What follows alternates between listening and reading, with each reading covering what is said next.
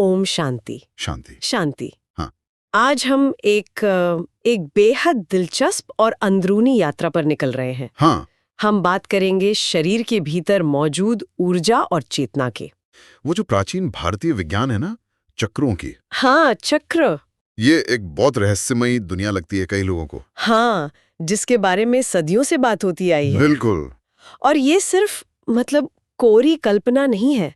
भारत के जो प्राचीन ऋषि थे, हाँ। उन्होंने एक गहरा सिद्धांत दिया था, यथा ब्रह्मांडे तथा पिंडे। यथा ब्रह्मांडे तथा पिंडे। अच्छा। हाँ, यानी जैसा ये विशाल ब्रह्मांड है, ठीक वैसा ही हमारा ये मानव शरीर, एक छोटा ब्रह्मांड कह सकते हैं। वाह। और इसी छोटे ब्रह्मांड के भीतर उन्होंने ऊर्जा के 7 बहुत शक्तिशाली केंद्रों की पहचान की, जिन्हें चक्र कहा गया। तो आज हमारी ये जो गहरी पड़ताल है, वो इन्हीं ऊर्जा केंद्रों पर है। हाँ बिल्कुल। हमारे पास जो स्रोत हैं, वो मुख्य रूप से उपनिषदों और योग शास्त्रों पर आधारित हैं, खासतौर पर चक्र दर्शन, योग और चेतना का रहस्य, इस जैसे ग्रंथों के सार से हम बात करेंगे। हाँ, कोशिश ये रहेगी कि इन स्रोतों से मिली जानकारी को सरल और सहज तरीके से समझा जाए। हाँ बिल्कुल। हमारा मकसद है इन चक्रों को जानना, ये शरीर में कहाँ स्थित हैं, इनका मतलब क्या है, और सबसे जरूरी, हजारों साल पुराना इस ज्ञान की आज की भागदौड़ भरी जिंदगी में क्या प्रासंगिकता है। सही। ये मूलाधार से सहस्रार तक 7 मुख्य चक्रों की एक अनोखी यात्रा होने वाली है। ठीक है, तो सबसे पहले यही समझते हैं कि आखिर ये चक्र हैं क्या? पहिया या डिस्क जैसा कुछ, जैसा नाम लगता है? हाँ, संस्कृत में चक्रम का मतलब ही है पहिया या घूमने वाली डिस्क। आप इन्हें प्राण यानी हमारी जीवन शक्ति ऊर्जा, उसके घूमते हुए भंवर या वॉर्टिसेस समझ सकते हैं। अच्छा, ऊर्जा के भंवर। हाँ, ये वो केंद्र हैं जहां ऊर्जा केंद्रित होती है और फिर पूरे शरीर में वितरित होती है। प्राण यानी जीवन शक्ति। हाँ। तो ये चक्र उस ऊर्जा को संचालित करते हैं, उसको डायरेक्ट करते हैं। हाँ बिल्कुल। क्या प्राचीन ग्रंथों में इसका विस्तार से वर्णन मिलता है? हाँ, कई महत्वपूर्ण ग्रंथों में, जैसे योग और तंत्र की जो परंपराएं हैं, उनमें शरीर में सूक्ष्म ऊर्जा मार्गों का जिक्र है। उन्हें नाड़ियां कहा जाता है। नाड़ियां। हाँ, सोचिए जैसे शरीर में खून बहने के लिए नसें होती है ना, हाँ। वैसे ही प्राण या जीवन ऊर्जा के बहने के लिए ये सूक्ष्म अदृश्य नहरें हैं।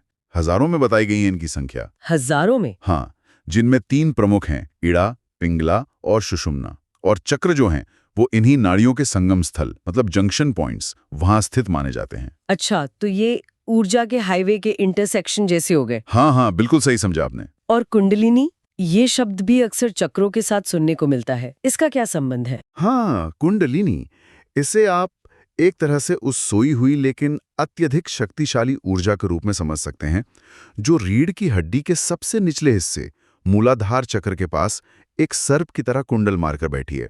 सर्प की तरह? अच्छा। हाँ, योग कुंडलिनी उपनिषद जैसे ग्रंथ बताते हैं कि जब ये ऊर्जा जागृत होती है और सुषुम्ना नाड़ी से ऊपर की ओर उठती है, तो ये इन चक्रों को भेदती हुई जाती है सहस्रार तक। अच्छा।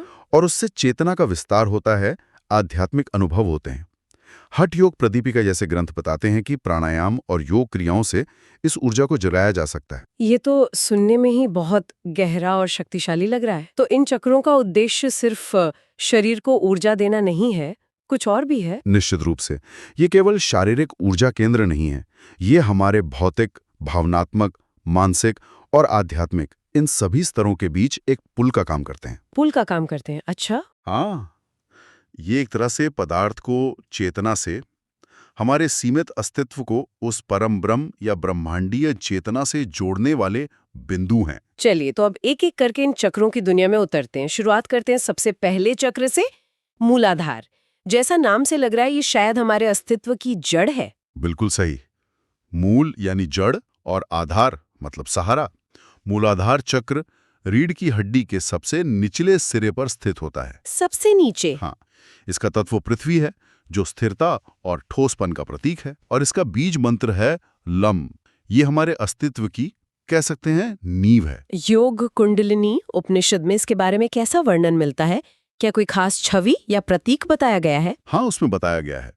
योग कुंडलिनी उपनिषद इसे 4 पंखुड़ियों वाले गहरे लाल रंग के कमल के रूप में वर्णित करता है। 4 पंखुड़ियों वाला लाल कमल? हाँ, और इसी स्थान पर कुंडलिनी शक्ति, जिसे 3.5 बार कुंडल मारे हुए सर्प के रूप में दर्शाया जाता है, वो स्थित है। इसे ब्रह्म का द्वार भी कहा गया है, जहां से आध्यात्मिक यात्रा शुरू होती है। ब्रह्म का द्वार, तो ये हमारी सुरक्षा, स्थिरता और इस दुनिया में अपनेपन की भावना उससे जुड़ा है, जैसे जमीन से जुड़ाव महसूस करना। हाँ, बिल्कुल। ये हमारी बुनियादी जरूरतें हैं, अस्तित्व की रक्षा और जमीन से जुड़े होने की ऊर्जा। जब ये चक्र संतुलित होता है तो व्यक्ति सुरक्षित, स्थिर और साहसी महसूस करता है। और अगर असंतुलित हो तो फिर भय, असुरक्षा और अस्थिरता, ये चीजें हावी हो जाती हैं। आज के समय में तो चिंता, आर्थिक असुरक्षा, भविष्य को लेकर अनिश्चितता, ये सब बहुत आम है। क्या ये मूलाधार के असंतुलन का संकेत हो सकता है? हाँ, ये बहुत हद तक मूलाधार के असंतुलन को ही दर्शाता है। स्रोत हमें एक बहुत महत्वपूर्ण बात याद दिलाते हैं। क्या? कि असली जमीनी जुड़ाव या स्थिरता वो बाहरी संपत्ति या पद से नहीं आती। अच्छा, तो फिर किससे? जीवन जीना। जब हम अपने मूल कर्तव्यों और मूल्यों पर टिके रहते हैं तो अंदर से स्थिरता महसूस होती है। ये बहुत गहरा दृष्टिकोण है। स्थिरता बाहर नहीं, भीतर से आती है। इसके ध्यान के लिए कहते हैं, ओम लम नमः मंत्र का जाप करते हुए कल्पना करें कि शरीर से जड़ें निकलकर पृथ्वी माता की गहराई में जा रही हैं और वहां से स्थिरता और पोषण मिल रहा है। ये कल्पना ही शांत करने वाली है। मूलाधार से ऊपर उठते हुए अगला पड़ाव है स्वादिष्ठान चक्र। ये कहाँ है और किस चीज से जुड़ा है? स्वादिष्ठान चक्र ये नाभि से थोड़ा नीचे पेट के निचले हिस्से में स्थित होता है। ओके। इसका तत्व जल है, जो प्रवाह, भावना और लचीलेपन का प्रतीक है, और इसका बीज मंत्र है वम। यह हमारी भावनाओं, रचनात्मकता, आनंद और कामुकता का केंद्र है। स्व का अधिष्ठान यानी स्वयं का निवास स्थान। भावनाओं और रचनात्मकता का केंद्र। शांडिल्य उपनिषद जैसे ग्रंथ इसके बारे में क्या बताते हैं? शांडिल्य उपनिषद इसे 6 पंखुड़ियों वाले चमकदार कमल के रूप में वर्णित करता है, जो चंद्रमा की तरह शीतल और दीप्तिमान है। इसे मन की इच्छाओं का स्थान भी कहा गया है। इच्छाओं का स्थान? अक्सर तो इच्छाओं को दबाने की बात होती है, लेकिन यहाँ शायद दृष्टिकोण अलग है। हाँ, यहाँ दृष्टिकोण दमन का नहीं है, बल्कि शुद्धि और संतुलन का है। तंत्र की जो शाक्त परंपरा है, उसमें इस चक्र की देवी है राकिणी। वो कामुकता को पवित्र ऊर्जा के रूप में देखती हैं। पवित्र ऊर्जा? हाँ, यहाँ बात इच्छाओं को खत्म करने की नहीं है, बल्कि उन्हें रचनात्मक दिशा देने और भावनात्मक संतुलन बनाए रखने की है। जीवन का रस, आनंद लेने की क्षमता वो इसी चक्र से जुड़ी है। आज का युग तो भावनात्मक उथल-पुथल और तुरंत संतुष्टि, मतलब इंस्टेंट ग्रेटिफिकेशन का है। ऐसे में स्वादिष्ठान का संतुलन कैसे मदद कर सकता है? स्वादिष्ठान हमें अपनी भावनाओं को ईमानदारी से समझने और व्यक्त करने के लिए प्रेरित करता है। यह हमें याद दिलाता है कि रचनात्मकता सिर्फ कला या संगीत तक सीमित नहीं है, बल्कि जीवन जीने का एक तरीका है। अच्छा। जब यह संतुलित होता है तो हम भावनाओं के प्रवाह में बहते नहीं, बल्कि उन्हें समझकर रचनात्मक ऊर्जा में बदल पाते हैं। इसका मंत्र है ओम वम शक्त्यै नमः। यह भावनात्मक और रचनात्मक प्रवाह में सामंजस्य लाने में मदद करता है। कल्पना करें कि आपके भीतर रचनात्मक ऊर्जा का एक शीतल बहता हुआ झरना है। भावनाओं के जल से निकलकर अब हम शायद अग्नि तत्व की ओर बढ़ रहे हैं। अगला चक्र मणिपुर। इसे अक्सर पावर सेंटर या शक्ति केंद्र कहा जाता है। हाँ, बिल्कुल। मणिपुर चक्र नाभि के पास सोलर प्लेक्सस क्षेत्र में स्थित है। Solar plexus? हाँ, इसका तत्व अग्नि है, जो ऊर्जा, रूपांतरण और पाचन शक्ति का प्रतीक है। बीज मंत्र है रम। ये हमारी इच्छा शक्ति, आत्मसम्मान, आत्मस्वाभिमान और कर्म करने की क्षमता का केंद्र है। तो यहीं पर कच्ची भावनाएं और अहंकार वो उद्देश्यपूर्ण कार्य में बदलते हैं। हाँ, बिल्कुल। यहीं पे वो रूपांतरण होता है। अहंकार का उद्देश्य में बदलना, आत्मशक्ति में बदलना। शिव संहिता में इसका वर्णन कैसे किया गया है? अग्नि तत्व का क्या महत्व बताया गया है? शिव संहिता ऐसे नाभिक क्षेत्र में 10 पंखुड़ियों वाले अग्नि की तरह चमकते हुए कमल के रूप में वर्णित करती है। इसके भीतर अग्निदेव का निवास बताया गया है। ये वो आंतरिक अग्नि है जो भोजन पचाने के साथ साथ अनुभवों को भी पचाने में मदद करती है और हमें आगे बढ़ने की ऊर्जा देती है। आजकल नियंत्रण, महत्वाकांक्षा और बाहरी मान्यता, मतलब वैलिडेशन की दौड़ बहुत ज्यादा है। क्या इसका असर मणिपुर चक्र पर पड़ता है, जिसे हम बर्नआउट कहते हैं? क्या वो इसी से जुड़ा है? हाँ, ये अत्यधिक प्रतिस्पर्धा, नियंत्रण की चाह और लगातार बाहरी प्रशंसा की खोज, ये अक्सर मणिपुर चक्र की अग्नि को अनियंत्रित रूप से जला देती है, जिससे व्यक्ति बर्नआउट या बहुत थका हुआ महसूस करता है। स्रोत हमें याद दिलाते हैं कि सच्ची शक्ति दूसरों पर हावी होने में नहीं है, बल्कि अपने भीतर की अग्नि को संतुलित करके आत्म प्रकाश फैलाने में है। अपनी क्षमता को पहचानना और उसे सही दिशा में लगाना, वही असली शक्ति है। आत्म प्रकाश। हाँ, संतुलन के लिए मंत्र है ओम रम अग्नि नमः, जो अहंकार की अग्नि को दिव्य ऊर्जा और उद्देश्य में बदलने का आह्वान करता है। वाह, आत्म प्रकाश, ये बहुत सुंदर विचार है। मणिपुर की अग्नि से ऊपर उठकर अब हम हृदय के स्थान पर आते हैं, अनाहत चक्र। कहा जाता है कि ये निचले 3 चक्रों और ऊपरी 3 चक्रों के बीच एक पुल की तरह है। आपने बिल्कुल सही समझा। अनाहत चक्र छाती के ठीक बीच में हृदय के पास स्थित है। हृदय के पास? हाँ, इसका तत्व वायु है, जो विस्तार, स्वतंत्रता और हल्केपन का प्रतीक है। बीज मंत्र है यम। ये भौतिक और आध्यात्मिक दुनिया, पदार्थ और आत्मा के बीच का सेतु है। ये प्रेम, करुणा, सहानुभूति और क्षमा का केंद्र है। शिव संहिता इसे अनाहत कहती है, जिसका अर्थ है बिना आहत किए या बिना टकराए उत्पन्न हुई ध्वनि। इसका क्या मतलब है? ये थोड़ा रहस्यमय ही लगता है। हाँ, अनाहत। शिव संहिता इसे 12 पंखुड़ियों वाले हरे कमल के रूप में दर्शाती है। अनाहत का अर्थ है वो ध्वनि जो 2 चीजों के टकराने से पैदा नहीं होती, बल्कि स्वतः स्फूर्त है, जैसे ब्रह्मांडीय ध्वनि, ओम की गूंज। अच्छा, स्वतः स्फूर्त ध्वनि। हाँ, ये बिना शर्त प्रेम की ध्वनि है। जब ये चक्र खुला और संतुलित होता है तो व्यक्ति स्वाभाविक रूप से प्रेम, करुणा और क्षमा का अनुभव करता है और दूसरों के प्रति सहानुभूति रखता है। लेकिन जब ये बंद या असंतुलित होता है तो अकेलापन, उदासी, ईर्ष्या और भावनात्मक दूरी महसूस होती है। आज के डिजिटल युग में हम हजारों लोगों से जुड़े हैं, लेकिन फिर भी एक गहरा भावनात्मक अलगाव महसूस करते हैं कई बार। क्या ये अनाहत के असंतुलन का संकेत है? हाँ, ये स्थिति जहां अंतहीन संचार है लेकिन वास्तविक संवाद और जुड़ाव की कमी है, ये अनाहत चक्र के असंतुलन को दर्शाती है। कुंजी करुणा में है। करुणा में? हाँ, स्रोत बताते हैं कि करुणा कोई कमजोरी नहीं है, बल्कि एक महान उपचारक शक्ति है, स्वयं के लिए भी और दूसरों के लिए भी। जब हम दिल खोलकर जीते हैं तो जुड़ाव महसूस होता है। इसका मंत्र है ओम यन नमः। ध्यान में हर सांस के साथ हृदय स्थल पर प्रेम और करुणा के विस्तार को महसूस किया जा सकता है। हृदय से ऊपर उठकर अब हम गले के क्षेत्र में आते हैं, विशुद्ध चक्र। इसका तत्व आकाश या ईथर बताया गया है। ये किस चीज से जुड़ा है? विशुद्ध चक्र ये गले के गड्ढे में स्थित है। इसका तत्व आकाश, ईथर है, जो स्थान, ध्वनि और कंपन का प्रतीक है। बीज मंत्र है हम। हाँ, ये शुद्धि और अभिव्यक्ति का केंद्र है, विशेष रूप से सत्य और प्रामाणिक अभिव्यक्ति। ये हमारी सुनने और बोलने की क्षमता से जुड़ा है। शांडिल्य उपनिषद में इसका जिक्र कैसे है? अभिव्यक्ति की शुद्धि का क्या मतलब है? उपनिषद इसे 16 पंखुड़ियों वाले धुएं के रंग या हल्के नीले कमल के रूप में वर्णित करता है। यहाँ ध्वनि की शक्ति निवास करती है, जो पवित्रता प्रदान करने वाली है। विशुद्ध का अर्थ ही है विशेष रूप से शुद्ध।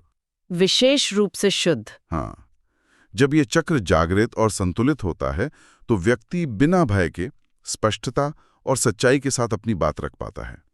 उसके शब्द सिर्फ धुनियां नहीं रहते, बल्कि उनमें एक सकारात्मक कंपन, एक उपचारक शक्ति आ जाती है। आज सोशल मीडिया के ज़माने में जहाँ इतना शोर है और सच अक्सर कहीं खो जाता है, वहाँ विशुद्ध चक्र का क्या संदेश है? विशुद्ध चक्र हमें याद दिलाता है कि वाणी एक शक्तिशाली साधन है और इसका उपयोग जिम्मेदारी से किया जाना चाहिए।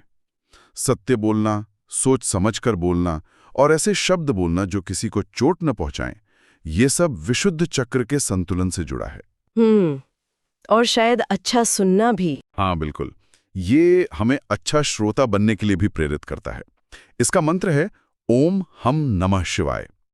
यहाँ शिव चेतना और सत्य के प्रतीक हैं, तो ये मंत्र सत्य और भक्ति से वाणी को शुद्ध करने का आह्वान करता है। सत्य और प्रामाणिक अभिव्यक्ति, ये वाकई जरूरी है।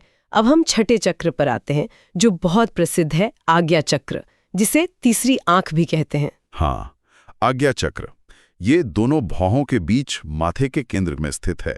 इसे अक्सर तीसरी आंख कहा जाता है क्योंकि ये हमारी अंतर्दृष्टि, अंतर्ज्ञान मतलब इंट्यूशन और मानसिक स्पष्टता का केंद्र है। इंट्यूशन, हाँ। इसका तत्व प्रकाश है और इसका बीज मंत्र पवित्र ध्वनि ओम है। ये वो स्थान है जहां हम द्वंद्व से परे जाकर चीजों को स्पष्ट रूप से देख पाते हैं। क्या योग शिखा उपनिषद जैसे ग्रंथ इसके महत्व पर प्रकाश डालते हैं? हाँ, योग शिखा उपनिषद इसे 2 पंखुड़ियों वाले श्वेत कमल के रूप में वर्णित करता है, जो ध्यान और अंतर्ज्ञान का स्थान है। इसे गुरु चक्र भी कहते हैं क्योंकि यहाँ आकर व्यक्ति अपने भीतर के मार्गदर्शन को सुनने लगता है। गुरु चक्र? हाँ, जब आज्ञा चक्र जागृत होता है तो सही और गलत, सुख और दुख जैसे द्वंद्वों से परे एक गहरी समझ विकसित होती है। भ्रम का पर्दा हट जाता है और व्यक्ति शुद्ध जागरूकता का अनुभव करता है। आज की डिजिटल युग में जहां सूचनाओं का अंबार है, भ्रामक जानकारियां हैं, मिस इन्फॉर्मेशन और लगातार ध्यान भटकाने वाली चीजें हैं, वहां आज्ञा चक्र कैसे मदद कर सकता है? आज्ञा चक्र हमें इस डिजिटल अराजकता और मानसिक जोड़ तोड़ मतलब मैनिपुलेशन, उसके बीच स्पष्टता और विवेक बनाए रखने में मदद करता है। यह हमें बाहरी शोर से हटकर अपने आंतरिक ज्ञान और अंतर्ज्ञान पर भरोसा करना सिखाता है। तो ये स्थिरता लाता है? हाँ, इससे मन शांत और स्थिर होता है। इसके ध्यान के लिए भौहों के बीच के स्थान पर ध्यान केंद्रित करके शांतिपूर्वक ओम का मानसिक जाप करते हुए अनंत रूप से फैलते हुए नीले या सफेद प्रकाश की कल्पना की जा सकती है। और अंत में हम इस यात्रा के शिखर पर पहुंचते हैं, सहस्रार चक्र, 1000 पंखुड़ियों वाला कमल। हाँ, सहस्रार चक्र सिर के सबसे ऊपरी हिस्से तालु या क्राउन पर स्थित है। इसे 1000 पंखुड़ियों वाला कमल कहा जाता है, जो अनंतता का प्रतीक है। अनंतता? हाँ, इसका कोई विशिष्ट तत्व या बीज मंत्र नहीं है क्योंकि ये सभी तत्वों और ध्वनियों से परे है, शुद्ध चेतना का प्रतीक है। इसका मंत्र अक्सर ओम या सिर्फ मौन माना जाता है। ये वो स्थान है जहां व्यक्तिगत चेतना ब्रह्मांडीय चेतना से मिलती है। शिव और शक्ति का अंतिम मिलन वो यहीं होता है। कैवल्य उपनिषद का एक बहुत सुंदर श्लोक है जो शायद इसी अवस्था का वर्णन करता है। हाँ, बिल्कुल। कैवल्य उपनिषद कहता है, यस्तु सर्वाणि भूतान्या आत्मन्यवानुपश्यति सर्वभूतेषु चात्मानम ततो न विजुगुप्सते। इसका अर्थ क्या हुआ? अर्थात जो सभी प्राणियों को स्वयं में और स्वयं को सभी प्राणियों में देखता है, वो किसी से घृणा नहीं करता। सहस्रार के स्तर पर ज्ञाता, ज्ञान और ज्ञेय, इनका भेद मिट जाता है। भेद मिट जाता है। हाँ, साधक दृष्टा बन जाता है और ध्यान स्वयं आत्म साक्षात्कार बन जाता है। यहाँ अहम ब्रह्मास्मि, मैं ब्रह्म हूँ, इसका अनुभव होता है। तो क्या यह अवस्था जीवन से एक तरह का पलायन है, दुनिया से दूर चले जाना? बिल्कुल नहीं। श्रोत इसे पलायन नहीं देखते, बल्कि जीवन के भीतर ही परम जागृति के रूप में देखते हैं। अच्छा, जीवन के भीतर जागृति। हाँ, सहस्रार हमें याद दिलाता है कि दिव्यता कहीं दूर नहीं है, यहीं है, हर कण में है। ये ज्ञान हमें दुनिया से भागना नहीं सिखाता, बल्कि दुनिया में रहते हुए भी उससे अनासक्त होकर प्रेम और करुणा के साथ जीना सिखाता है। इसका परम मंत्र है ओम तत्सत, वही शाश्वत सत्य है। ये पूरी यात्रा अद्भुत रही है, मूलाधार से सहस्रार तक। तो ये स्पष्ट है कि चक्र केवल आध्यात्मिक अनुभव के लिए नहीं है, बल्कि हमारे मनोवैज्ञानिक संतुलन और रोजमर्रा के जीवन से भी गहरे जुड़े हैं। निश्चित रूप से। जब हम सचेत होकर जीवन जीते हैं, जैसे हम क्या खाते हैं, सचेत भोजन, क्या सोचते हैं, सत्य विचार, और कैसे कर्म करते हैं, करुणामय कार्य, तो चक्र स्वाभाविक रूप से अधिक संतुलित और सामंजस्यपूर्ण होते जाते हैं। तो ये कोई रहस्यमय चीज नहीं है, बल्कि हमारे जीने के तरीके का प्रतिबिंब है। हाँ, बिल्कुल, एक तरह से आईना है। ये भी दिलचस्प है कि कैसे अलग अलग क्षेत्र, चाहे वो प्राचीन योग हो, आधुनिक विज्ञान हो या मनोविज्ञान, कहीं ना कहीं एक ही दिशा में इशारा करते दिख रहे हैं। हाँ, ये अभिसरण, कन्वर्जेंस, ये बहुत रोचक है। विज्ञान अब बायो एनर्जेटिक फील्ड्स और शरीर पर भावनाओं के प्रभाव का अध्ययन कर रहा है। मनोविज्ञान ट्रॉमा रिलीज और भावनात्मक संतुलन की बात करता है, और योग वो तो हजारों सालों से प्राण, नाड़ियों और कुंडलिनी की बात करता आया है। ये सब कहीं ना कहीं इसी मूल सत्य की ओर इशारा करते हैं कि हम सिर्फ भौतिक शरीर नहीं हैं, हम ऊर्जा और चेतना के स्पंदनशील रूप हैं। तो संक्षेप में कहें तो इन 7 चक्रों की यात्रा हमें एक खाका देती है ये समझने का कि कैसे हमारे भीतर ऊर्जा बहती है, कैसे हमारे भौतिक, भावनात्मक और आध्यात्मिक पहलू सब जुड़े हुए हैं। हाँ, वो जो शुरू में बात हुई थी, यथा ब्रह्मांडे तथा पिंडे का सिद्धांत, वो यहाँ जीवंत हो उठता है। बिल्कुल। चक्रों को समझना आत्म जागरूकता बढ़ाने का एक शक्तिशाली जरिया है। यह हमें संतुलन खोजने में मदद करता है और इस प्राचीन ज्ञान को आधुनिक जीवन की चुनौतियों से जोड़ने का मार्ग दिखाता है। चाहे वो स्थिरता हो, रचनात्मकता, इच्छा शक्ति, करुणा, सत्य बोलना, हाँ, अंतर्ज्ञान जगाना या फिर चेतना का विस्तार हो, सब कुछ जुड़ा है। इस पूरी चर्चा के बाद मन में एक गहरा सवाल उठ रहा है। कैसा सवाल? हमने बात की कुंडलिनी ऊर्जा की, जो मूलाधार में सोई हुई है। हमने इन 7 चक्रों की यात्रा भी की, जहां से वो गुजर सकती है। तो क्या होता होगा जब ये शक्तिशाली आंतरिक ऊर्जा कुंडलिनी पूरी तरह से जागृत होकर इन सभी ऊर्जा केंद्रों को भेदती हुई सहस्रार तक पहुंचती है? शास्त्रों में जिस परम लक्ष्य, उस परम अनुभव का वर्णन है, वो वास्तव में कैसा होता होगा? शायद इस पर विचार करना ही अपने आप में गहरा ध्यान है। हाँ, ये विचार करने लायक बात है।